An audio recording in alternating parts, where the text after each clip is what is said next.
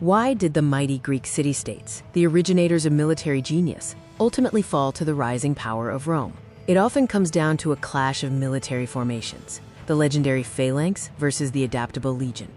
This video will dive into the heart of this historical question, exploring the strengths and weaknesses of both the Greek phalanx and the Roman legion, and analyzing the key battles that sealed Greece's fate. For centuries, the Greek phalanx was the undisputed master of the battlefield, a force that forged empires under Alexander the Great.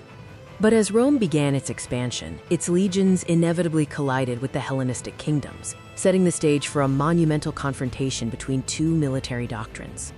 Let's start by looking closely at the phalanx. It was the centerpiece of Greek and later Hellenistic armies, famous for its deep ranks of soldiers. The phalanx relied on massed infantry, typically arranged in tight, deep formations, sometimes 8 to 16 men deep, each wielding a long, thrusting spear called a sarissa.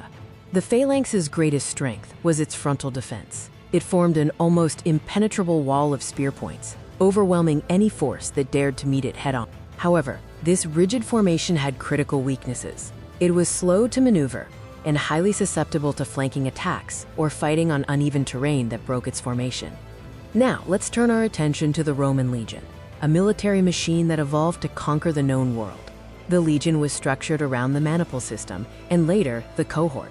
This structure allowed for independent units to maneuver and support each other, offering inherent flexibility. Unlike the phalanx, the legion was incredibly adaptable. Before engaging in close combat, Roman soldiers would hurl their heavy javelins, the pilum, disrupting enemy ranks and forcing them to drop their shields. Once ranks were broken, the Roman short sword, or gladius, proved deadly. This compact weapon was perfect for the tight, shifting close-quarters combat, where the long sarissa of the phalanx became a hindrance. The true test of these two systems came on the battlefield. Two major battles illustrate exactly why the legion was superior. At the Battle of Cynocephalae on broken ground, the Macedonian phalanx's rigid line struggled to maintain formation.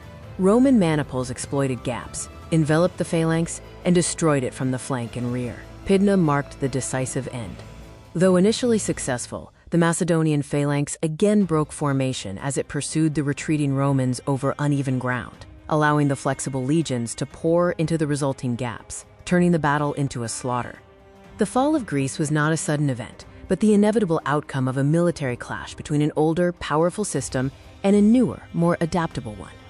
Ultimately, Rome conquered Greece because tactical flexibility and superior organization allowed the legion to consistently defeat the rigid, albeit powerful, massed spear power of the phalanx on varied terrains.